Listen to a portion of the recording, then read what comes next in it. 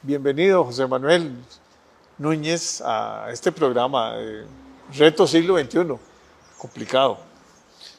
Todos los retos, y sobre todo en la parte educativa. Vos sos profesor universitario, tenés un programa en la Universidad Nacional digamos, de generar una nueva visión a los egresados, pongámosle así, o a la gente que está estudiando sobre todas las habilidades y especialidades que se requiere el mercado. El mercado está revolucionando a una velocidad impresionante, ¿verdad? Y las universidades tienen que hacer cambios, ¿verdad? Y cambios fuertes, ¿verdad? Yo fui fundador de CINDE. CINDE hace poquito acaba de sacar una lista, digamos, de técnicos que están requiriendo las multinacionales que están invirtiendo, sobre todo en zonas francas, que es una nueva generación de empleo que está creciendo mucho. Eso sin perder, lógicamente, la perspectiva de que nosotros vendemos mucho servicio, que la parte tecnológica también está revolucionando todo. Es que la misma pandemia nos hizo cambiar muchas cosas, hasta la forma de educar ahora, o la forma de comunicarnos, o la forma de hacer charlas. Gracias a Dios ahora estamos aquí en vivo. Contanos un poco tu experiencia. Sí, claro. Es muy importante. Además, fuiste diputado, académico, un hombre de pensamiento. Y es importante ver esa otra visión. Honestamente, yo soy más empresario, un poco de filósofo, un poco de una visión de ingeniero. Soy ingeniero químico, rarísimo, de la Universidad de Costa Rica. Tengo una especialidad un poquito en economía, en administración de negocios, pero mi formación es esa. Claro. Y hay que ser creativo, hay que innovar. Ya los sindicatos tienen que hasta cambiar las estructuras, porque todo va a estar cambiando, todas las universidades del mundo cambian. Por ejemplo, la necesidad de un idioma como el inglés. No salen, las universidades salen el 5 o el 6% de muchachos egresados dominando el inglés, o sea, que realmente sean, pero hay una ausencia de profesores de inglés y de capacitación en las escuelas, en los colegios y en el kinder, ¿verdad? Claro. Y entonces aquí se está haciendo una separación, porque el inglés sí es una de las más importantes herramientas para poder conseguir trabajo, que es lo importante y que es la demanda más importante. Vamos a ver, bueno, gracias por la invitación, don Jorge, y un gusto y un honor estar por acá. El honor es mío. Gracias. El tema, yo creo que los cambios en el mundo históricamente habían sido más reposados. Si nosotros vemos, digamos, a partir del advenimiento del capitalismo como formación económica fundamental allá en el siglo XVII-XVIII, ese advenimiento del capitalismo se da a partir de la primera revolución industrial, ¿verdad? Que es aquella que establece el cambio del artesano por la producción industrial, por la producción en masa, y la sustitución de una sociedad fundamentalmente agraria por una sociedad más por esa producción masiva. De una u otra forma eso nos llegó a Costa Rica un par de siglos después, porque nosotros hasta mediados de los 50, con la visión de liberación nacional y con la Cámara de Industrias que se crea a finales de los 50, principios de los 60, usted fue presidente de esa Cámara, tendrá más claras esas fechas, ¿verdad? Pero véase que pasó algo en Inglaterra en 1700 y pico y duró casi 200 años para que Costa Rica empezara a digerir cambios que le hiciera pasar de una sociedad fundamentalmente agrícola a una sociedad establecida a otros niveles. Esa primera revolución industrial se ve directamente afectada a principios del siglo XX con lo que podríamos decir la revolución de la productividad o la revolución del trabajo, que fue la introducción de Taylor, padre de la, que podríamos decir, de la ingeniería industrial en cuanto a los tiempos y movimientos. O sea, cuando Taylor, que no pegó en Estados Unidos y lo fue a hacer a Japón, y estableció esa dinámica de que la productividad tenía que verse en función de tiempos y movimientos, vino e hizo otro cambio significativo. Y el tercero, antes de llegar a la cuarta, que es la que estamos viendo ahora, fue la introducción de las primeras computadoras, ¿verdad?, que hace que las relaciones sociales de producción varíen a partir de información en tiempo real y de cosas que usted y yo vivimos, de pasar trabajos a máquina que duraba uno toda la vida, Así y que, sí. claro, y que se equivocaba, ay, mira, esta ya no la quería así, ¿cómo la doy? A un procesador de palabras que te hace todo con una facilidad enorme. Hasta te corrige las faltas de ortografía. Sí, yo digo, qué bien estoy escribiendo porque no tengo ninguna falta ortográfica, pero resulta que ya la máquina me la había corregido. Bueno, resulta que entramos al siglo XXI y en el siglo XXI empiezan a darse cambios todavía muchísimo más rápidos, que hay resistencias para adoptarlos, ¿verdad?, pero que obviamente nos están afectando las relaciones que hemos considerado dominantes de esas relaciones sociales de producción. Y esto nos lleva entonces a que en el 2015-2016 el Foro Económico Mundial decrete que ya estamos en la cuarta revolución industrial y todavía hay resistencia. No, que eso no es así, que todavía hay muchas cosas por que avanzar, y vino la pandemia y nos cambió todo. O sea, la pandemia lo que hizo fue acelerar. Y decía algunas de las manifestaciones en el Foro Económico Mundial, que precisamente fue en Doha, ese del 2015, que para los próximos 15 años iban a cambiarse, iban a desaparecer, creo que decían 50 millones de empleos, pero iban a aparecer 70 millones nuevos. O sea, empleos que nosotros considerábamos básicos que existían, desaparecían, y van a aparecer nuevos empleos que ni siquiera nosotros considerábamos viables en ese momento. Bueno, y eso ya usted lo empieza a ver en el momento actual. Yo siendo profesor de la universidad, alrededor de la Universidad Nacional, había muchos internet cafés y muchas fotocopiadoras. Eso ya no existe. No, o sea, ya no interesa el internet café porque ya no cada uno de nosotros tiene en su dispositivo el acceso a internet, y las fotocopiadoras ya es prácticamente cero papel. Entonces uno lo que tiene que tener es en PDF y se va digital. Entonces, bueno, ahí desaparecieron empleos, pero empiezan a aparecer otros. O sea, resulta que empiezan a haber nuevas dinámicas de cosas que empiezan a salir. Entonces, por ejemplo, ¿cómo se publicita ahora un negocio, una marca, un establecimiento mercantil?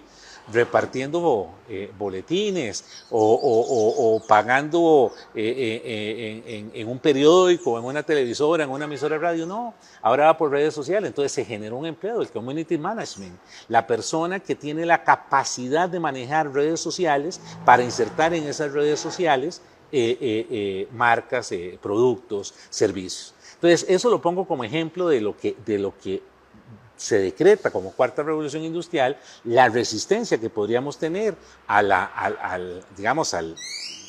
profundización de esas nuevas condiciones, pero que la realidad del entorno no lo da.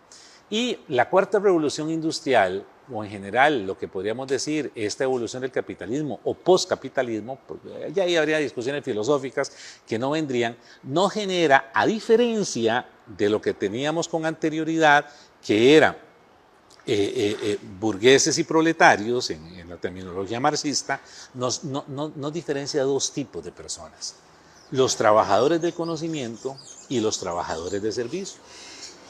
Estos son los dos dinamizantes que va a tener la estructura económica, con el agravante para el trabajador de servicios, que va a ser como el proletario, pero que para poder ser mejor remunerado va a tener que desarrollar ciertas competencias que le permitan incorporarse a la generación de valor con mejores posibilidades. Entonces eso es lo que nos lleva, bueno, igual hay que trabajar en los generadores de conocimiento, el trabajador de conocimiento que tiene que estar en función de la innovación, que tiene que estar en función de la generación de valor, poniendo el conocimiento ligado con otros conocimientos para esa condición de generación de valor, pero está el trabajador de servicios, el que antes trabajaba con la pala en la finca o en la minería o sea, un trabajo básico que tiene que ser ahora trabajador de servicio, pero que tiene que tener competencias para desarrollarlos. Y entonces ahí es donde entramos en esa dicotomía que desde las universidades o desde todos los que podamos tener algún grado de sensibilización tenemos que trabajar. Trabajar en darle competencias al trabajador del conocimiento para que pueda ser innovador y disruptivo, pero a la vez darle competencias al trabajador de servicios para que se pueda ligar a la generación de valor con mejores condiciones de sobrevivencia. Y lo que usted decía, nosotros dentro del CDG tenemos un convenio recién firmado con CINDE porque nosotros tenemos una preocupación o una ocupación, quitemos la una ocupación de que con toda la modificación de la ley de zonas francas, en donde ahora hay un estímulo efectivo que podamos hacer para salirse de la gran área metropolitana, pues tenemos que llevarle a las personas que están fuera de esa gran área metropolitana algunas competencias para poder invitar a la empresa que va a hacer la inversión en generar valor en esas zonas. Yo voy a capacitar a esa gente. Claro, posibilidad. Porque eso es la base de todo. Ahí es donde está. Y, ok, podrá venir algunas discusiones que la zona franca no pague impuestos. Bueno, pero es que es un estilo de desarrollo que no nos podemos cuestionar. Es ponerse a cuestionar algo que no tiene sentido. O sea, está el sector dinámico, lo que nos ha salvado en esta época es las zonas francas. Que crecieron 2 dígitos. Sí, ayer o antier leí un informe de un economista brillante, que José Luis Arce, para no quitarle el mérito, que nos indicaba que en el último año el sector de zonas francas ha crecido un 14% y el resto de la economía menos de un 3%. Entonces, en ese 14% se está generando empleo que permite soportar la crisis, el consumo fuera de zona franca, porque esa persona que está en zona franca ganándose $1,000, pongámosle, esos $1,000 los está consumiendo. Y tiene efecto multiplicador en toda la economía. Y eso le está salvando al pulpero, está salvando al panadero, porque si esa persona no tuviera ese empleo, ahí sí, el crecimiento del 2% fuera de zona franca sería negativo. Y además de que están en productos muy especializados, de un gran valor agregado. Claro. Y de alta tecnología. Entonces, la crisis mundial, es una crisis mundial, y ahí las zonas francas jugaron un papel importante, porque sobre todo son productos médicos.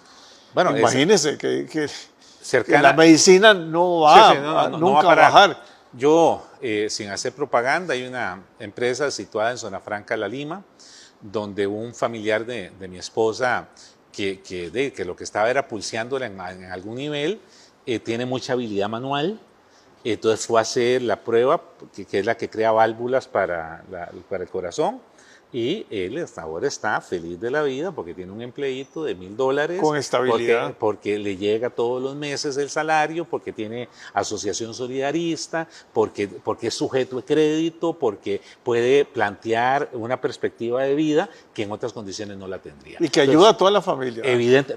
A toda la familia y a la economía. Y a la economía. Porque él ya tiene entonces cómo pagar su carrito, cómo pagar la gasolina, es lo que le digo, ese efecto multiplicador. Entonces, el cuestionar el esquema, vamos a ver, pudimos haberlo cuestionado hace 30 años, cuando se empezó, no más de 30 años, hace 40 años, cuando con el ajuste estructural se pudo haber hecho la implementación de zonas francas, pero ya hoy es una realidad, y una realidad que tendríamos que reconocer ha jugado un rol positivo en el desarrollo nacional. Entonces en eso... Y solo en las cargas sociales. Por ejemplo. ¿Vale? Porque todos hablan de que los impuestos, no, las cargas sociales. Claro. Eso significa un motor para la Caja del Seguro Social, para los programas sociales. O sea, hay que entender, y además es disruptivo. O sea, las zonas francas vienen a hacer cambios importantes, ¿verdad? En la forma de producir. Yo trabajé en Intel. Muy duro trabajar en Intel. Pero se aprende impresionante. O sea, lo que uno aprende ahí es impresionante. Fíjese, Y don eran, Jorge, eran nuevas técnicas, claro. sobre todo en la seguridad. Y es que hay que establecer, y hay que poner los parámetros. Mi hija mayor tiene un poquito más de 30 años. El año pasado que vino a Costa Rica, porque está viviendo fuera de Costa Rica, que se casaba uno de los compañeros de colegio, entonces salió la condición de narración que de sus compañeros de colegio, que eran poquito menos de 100, 80 y pico, 30 y pico están vinculados, están trabajando en el extranjero, ¿verdad? Por las razones que sea, incluyéndola a ella. Entonces, si nosotros no establecemos un sector vigoroso de transnacionales trabajando en Costa Rica, Sí, toda esa inversión que hemos hecho en su hija, todo ese conocimiento, toda la inversión que hemos hecho. ella es graduada del tecnológico, o sea, todo su conocimiento está siendo No aprovechado. me diga que es biotecnóloga o alguna Sí, cosa de esa. biotecnóloga del tecnológico. Sí, sí. Porque aquí llegaron y prohibieron la investigación. Es Sí, sí, impresionante. una cuestión ridícula. Ridícula. Ridícula. Pero entonces esos niveles, don Jorge, estamos perdiendo el trabajador del conocimiento porque se los están llevando, están trabajando fuera del país. Y eso finalmente sería preferible que se quedaran acá por la caja, por la solidaridad social y por el tema del arraigo. Entonces, todo ese tipo de dinámicas uno tiene que dimensionarlas. Entonces, quienes se oponen a ese tipo de relaciones económicas todavía están anclados en el siglo pasado, están anclados en esa condición de antiimperialismo. No, la vida nos tiene que llevar a que nos ubiquemos en otra dinámica y esa dinámica es la que tenemos que visualizar. Entonces, en ese rol, desde la Universidad Nacional, desde el Centro de Desarrollo Gerencial, nosotros hemos querido influenciar en esos dos niveles. El nivel de el trabajador del conocimiento, darle más competencias para que puedan generar valor, y estamos trabajando mucho en el tema técnico, obviamente dentro de la competencia gerencial y de la administración y de la ciencia administrativa, para que haya muchas personas que fueron excluidas de las formas ordinarias de educación, que no pudieron terminar el colegio, que si terminaron el colegio no pudieron entrar en la universidad, para darles conocimiento técnico para que se puedan incorporar como empleados, como trabajadores todo lo que es este enjambre empresarial. Obviamente hay otro sector que también trabajamos, que es el sector emprendedor, pero ese ya es otra raza. La raza del emprendedor, el empresario, que tiene que saber que tiene que lucharla, que tiene que saber que hay riesgos. Entonces, bueno, y así como gana, puede perder. Y puede quedarse pagando aguinaldo y salarios en diciembre y sin un 5 en la bolsa porque es su obligación y su responsabilidad. Entonces, todo ese tipo de cosas hay que ponderarlas, pero en eso tenemos que trabajar y ser optimistas en el futuro de que podemos hacer cosas buenas y que Costa Rica vale la pena. No, y que tenemos talento. Claro. O sea, las multinacionales vienen porque tenemos talento. Pero si perdemos toda una generación como la que perdimos con las huelgas y con los problemas de la pandemia y todo, y si no revolucionamos un poco también la educación primaria, secundaria y Totalmente. La materia prima de las universidades. ¿Qué hacemos con universidades muy buenas si no tienen materia prima? ¿Va? Sí, no, y vamos a tener, y eso lo tenemos, ya lo estamos empezando a vivir. Los problemas del 2017, 2018, son los estudiantes que están ingresando en la universidad en el 2021, 2022. O estudiantes que no saben escribir o redactar o leer, o que no saben hablar otro idioma que se requiere. Entonces están condenados a la pobreza. Es cierto eso. Y eso es, a pesar de que tenemos, bueno, es el mayor presupuesto de la República, el del Ministerio de Educación, con 90,000 trabajadores. Claro. Y con educadores muy buenos, pero que no ha habido un liderazgo que le den esa transformación. Porque estamos anclados en el pasado. Seguimos y no solo en el pasado, estamos, es un poco en el estado ese de confort, Es que no, a mí no me pasa nada. Yo voy a pasar aquí 20 años, me pensiono. Ok, pero es el educador. Pero desde la perspectiva, De la perspectiva. de la política Sí. pública en educación, Uf. estamos muy rezagados porque seguimos pensando con parámetros del siglo XX. Bien. Entonces, eso es grave. Fíjese El que Consejo nosotros... Superior de Educación, no hay un empresario, Sí. no hay, hay puros académicos que nunca han pagado una planilla, Sí, sí, que no tienen conocen cuál es la realidad. ese sufrimiento. Fíjese, don Jorge, nosotros tuvimos oportunidad, todavía eso es un proceso en el que estamos, de tener conocimiento de un proceso que se llama educatrónica, que están desarrollando en algunos países de Europa y mucho en Colombia, que tiene que ver con la educación virtual, que no es educación a distancia, con modelos que faciliten esa transmisión de conocimiento. Bueno, eso no lo hemos logrado culminar y pandemia nos puso un retroceso. Pero yo tuve la oportunidad hace unos 15 días de participar en un focus group del metaverso. Vean, no entiendo.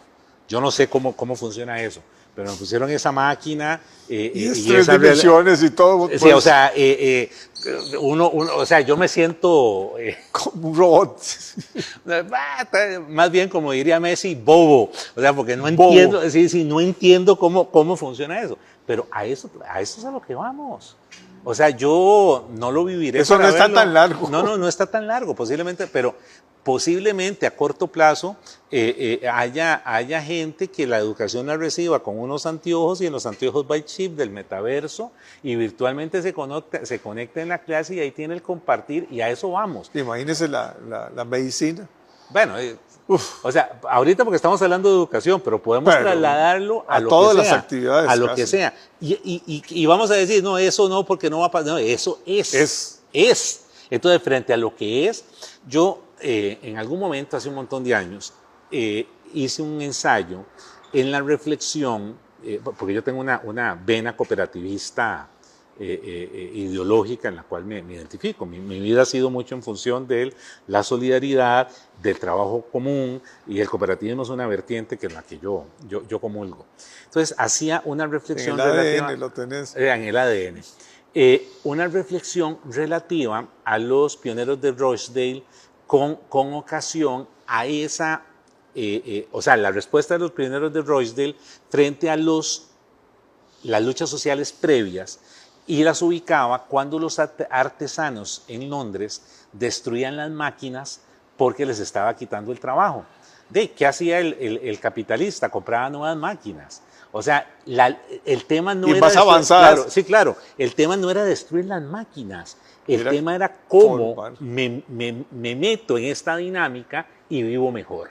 O sea, entonces, un poco eso. No nos podemos negar que hemos aprendido a transmitir conocimientos de cierta forma desde la perspectiva de la educación, pero entendamos que ya hay otras. Y si no nos adecuamos a esas otras, nos va a pasar por encima. Y la resistencia no está en decir, no quiero que eso pase, porque pasó. Sí. O sea, no hay más que hacer. Pero uno lo que no comprende de un país como Costa Rica es que no tengamos conectividad en todo el país, teniendo los recursos. O sea, aquí es esa complicada manera de trabajar, un Estado totalmente obsoleto para muchas cosas, ¿verdad? Que fue muy interesante y jugó un papel muy importante en los 50, en los 60, pero estamos en otra época. Sí, vamos a ver, de los 80s para acá hemos errado, y está claro que hemos errado, porque en muchos aspectos, o sea, la brecha de diferenciación de desigualdad social es terrible. Pero está en la educación. Estoy claro, pero entonces el correctivo tiene que venir por esa vía. O sea, ¿cómo generamos competencias para que la gente pueda tener un mejor ingreso y sobre esa base de mejor ingreso reducir esa brecha que se tiene?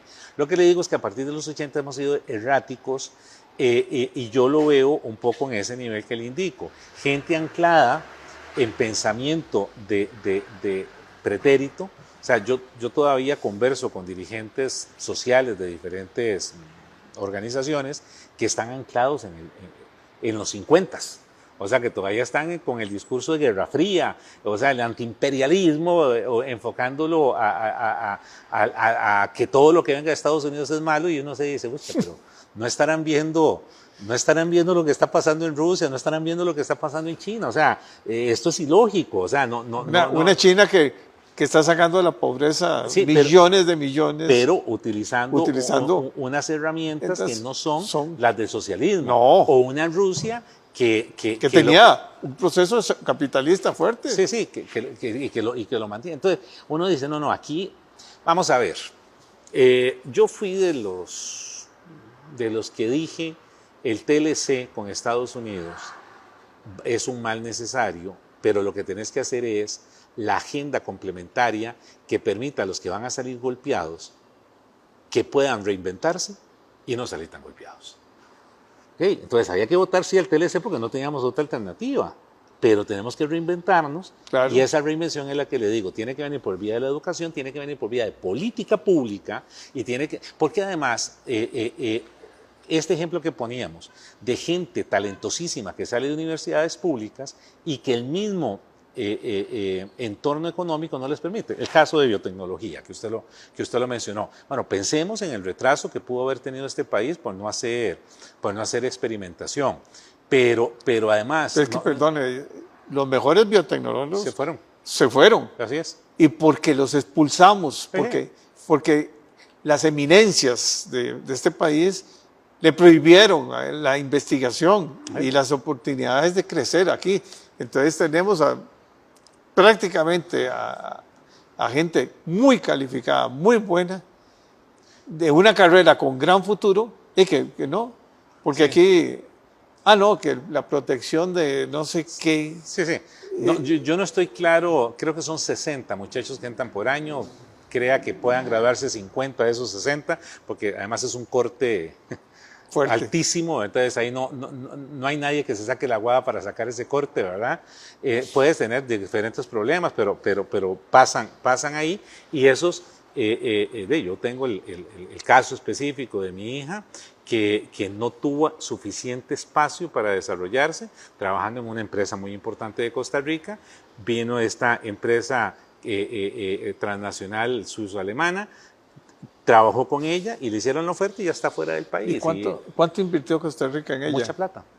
¿Y cuál es la visión de los políticos que no se están dando cuenta de lo que está pasando? Es patético, o sea, es patético. O sea, que ¿a quién están protegiendo? No es entendible. No es entendible. No es entendible, o sea, desde la perspectiva meramente, o sea, seamos razonables, no es razonable. Y ahora están con un proyecto de ley para casi prohibir la investigación. O sea, digo yo, ¿en qué mundo viven?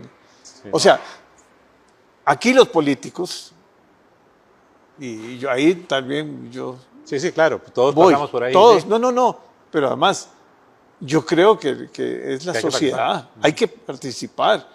O sea, esto de que los partidos políticos no existen ya, porque prácticamente no hay discusión, porque no hay un foro. O sea, por ejemplo, para hablar de biotecnología, por ejemplo, no hay un foro. O sea, no puedes dejar eso en manos del Congreso. ¿Quién es un especialista en el Congreso de biotecnología? Nadie. Bueno, pero además ahí caes ya en la descalificación de origen. Este es un país con mucho sesgo y mucho estereotipo. Ya. Entonces uno termina diciendo algo y entonces te dice, es que quién sabe qué interés oculto. Y peor ahora, ¿verdad? Ahora todo lo satanizan. Claro, y sos corrupto. Entonces uno prefiere mejor, veamos a ver qué hago, porque la calificación de corrupto me resulta incómoda. Entonces tenemos una sociedad que, además de desigual, absolutamente atomizada. Esa desigualdad nos lleva a la atomización, pero yo creo que eso sería ya tema de otro programa, ¿verdad? Donde tendríamos que ver por qué esta sociedad está tan fraccionada. Y un poco también se vuelve un discurso político. Y por no hablar de una política de altura, ¿verdad? Claro. O sea, todo lo pasado es corrupción. Sí. Muy fácil hablar de corrupción. Todo el mundo entonces es corrupto. Claro. Y las redes se volvieron...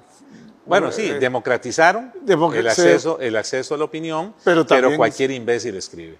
Cualquiera. Y te califica como... Y te califica lo que sea. Entonces, y es muy fácil. Que vos sos un privilegiado. ¿Cuál privilegiado? Si salí de escuela pública y casi de colegio público. Entonces, es que hay que esforzarse, hay que trabajar, hay que luchar, hay que fracasar, hay que volverse a levantar, hay que estudiar. Sí, sí. Esto no es de, dame todo. No, ¿cuál dame todo? Aquí no hay. No existe eso en el mundo. No, ni tampoco nadie es igual. Porque además el tema eso es que la igualdad. Eso es la igualdad. No, es igualdad de oportunidades. Pero los cambios disruptivos hacen que alguien que tuviera mucho dinero hace 10 años hoy pudiera no tenerlo. Porque no reinventó su empresa, porque no reinventó su organización, porque no. Entonces, eso, o sea, el que vive de... es que esa persona vive de los intereses, y vivir ahora de los intereses o hace 5 años era una tasa muy baja, entonces tampoco. O sea, vamos a ver, la vida nos pone a que todo el tiempo tengamos que luchar, hay que reinventarse, hay que decir, ok, perfecto, voy por esta vía, voy a hacer esto, pero vienen nuevas amenazas, ¿cómo me adapto a esas nuevas amenazas? Y esa es una lucha constante. Y hay que... A mí me decía mi profesor... Hay que trabajar. Mi profesor de 4º año de colegio de literatura universal, el mito de Sísifo, y eso me marcó a mí la vida. Sísifo fue condenado como tragedia a toda la eternidad a empujar una gran roca hasta la cúspide de una montaña, y estando a 2 pasos de llegar a la cúspide se resbalaba y la roca volvía a la base, y esa era su tragedia. Y el profesor nos decía, Juan Santiago Quiroz Rodríguez, que ahora vive en Liberia, nos decía, ese tiene que ser un norte de vida, la lucha sin cesar. O sea, ustedes tienen que luchar toda su vida. Y yo eso lo aprendí, lo agradezco y lo ejemplifico. Bueno, yo creo que vamos a tener que invitarte porque ha sido una excelente oportunidad y compartimos muchos de tus pensamientos.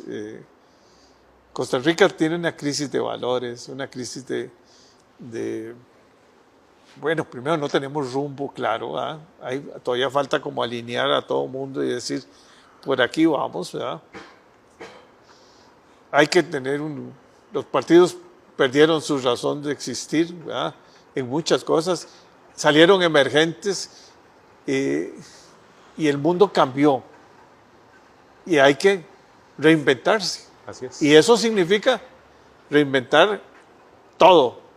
No una parte o sea, hay que reinventar la educación, hay que reinventar la salud, hay que reinventar, porque si no llegaremos a ningún lado. Y el mundo estamos globalizado y el mundo está en competencia. Claro. Y esa hija suya es una demostración de que, bueno, si no hay oportunidades en Costa Rica, me voy. ¿A dónde? Arabia Saudita, a donde me lleve el mundo. Donde me lleve el mundo. Encantado de verte y conocerte más. Perfecto, don Jorge. Y creo que ojalá que podamos conversar. Perfecto, muy amable, gracias. Encantado.